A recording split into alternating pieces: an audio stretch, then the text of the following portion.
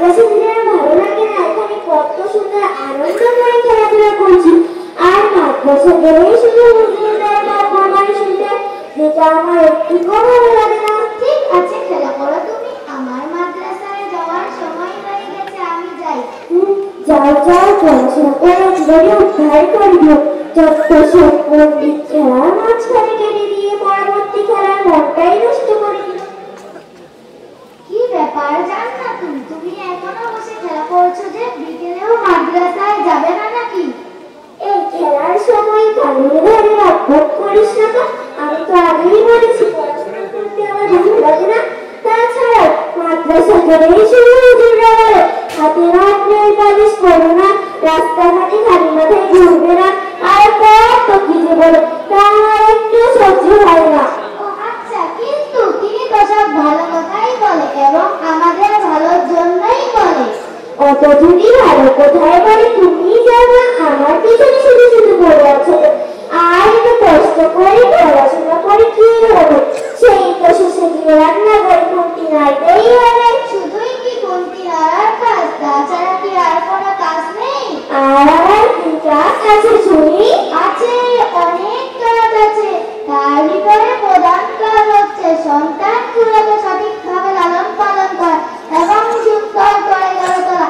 এখন যদি তুমি এই শিক্ষা অর্জন না করো, তাহলে তুমি এই কাজগুলো কিভাবে করবে? তাছাড়া এখন শিক্ষা অর্জন করে কত হাফেজা আলেমা অনেক কিছু হচ্ছে, তার সাথে সংসারও করছে। তারা যদি ভাবতো শিক্ষা অর্জন করে কি হবে, তাহলে কি তারা হাফেজা আলেমা ইমাম মুয়াজ্জিন হতে পারত? তাই তো বিখ্যাত কবি কাজী নজরুল ইসলাম বলেছেন, বিশ্বের যা কিছু মহান সৃষ্টি ছিল কল্যাণকর, অর্ধেক করিয়াছেন নারী, অর্ধেক তার নয়। রাখাতে এইসব কবিদের কথা, ওদের কথা মানতে গেলেই আমরা আনন্দটা মাটি হয়ে যাবে। তুমি না হয় ওদের কথা মানলে না, কোরআন হাদিসের কথা মানবে তো? কেন কোরআন হাদিসে আবার শিক্ষার কথা বলা আছে নাকি? অবশ্যই আছে। কি বলো তো শুনি? আচ্ছা শোনো, মহান আল্লাহ কোরআনের প্রথম আয়াতে বলেছেন ইকরা, যা অর্থ করো। আমাদের নবী সাল্লাল্লাহু আলাইহি ওয়াসাল্লাম হাদিস শরীফে বলেছেন তলাবুল ইলমি ফারিদাতুন আলা কুল্লি মুসলিম ওয়া মুসলিমা, প্রত্যেক মুসলিম নারীর জন্য জ্ঞান অর্জন করা ফরজ। আমাদের নবী সাল্লাল্লাহু আলাইহি ওয়াসাল্লাম আরো বলেছেন মিনাল মাহদি ইলাল লাদ, অর্থাৎ জন্ম থেকে নিয়ে মৃত্যু আগ পর্যন্ত জ্ঞান অর্জন করো। শিক্ষার বিষয়ে আরো কোরআন হাদিসে অনেক দলিলের বিষয় রয়েছে, সব বলতে গেলে আরো অনেক ব্যাপার আছে।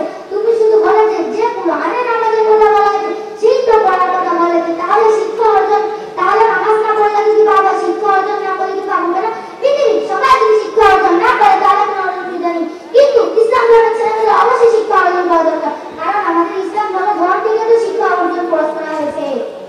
তোমার কথা শুনে আমার জ্ঞান চক্ষু করে দিয়েছে।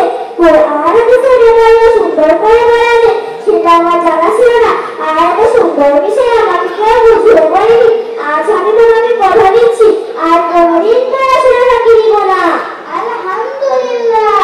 আচ্ছা, তুমি এত সুন্দর কোরআন হাদিস দলিল দেওয়া কোথা থেকে শিখেছো? কেন তুমি জানো না, বিভিন্ন গ্রামে মাওলানা আনিসুর রহমানের প্রচেষ্টায় অনেক মাদ্রাসা তৈরি হচ্ছে, সেখান থেকে শিখেছি। ও আচ্ছা, আমিও সেখানে ভর্তি হতে চাই, আমাকে কি ভর্তি নেবে? অবশ্যই নিবে। তাহলে চলো ভর্তি হয়ে আসি। চলো ভর্তি হয়ে আসি। আসসালামু আলাইকুম ওয়া রাহমাতুল্লাহি ওয়া বারাকাতুহু।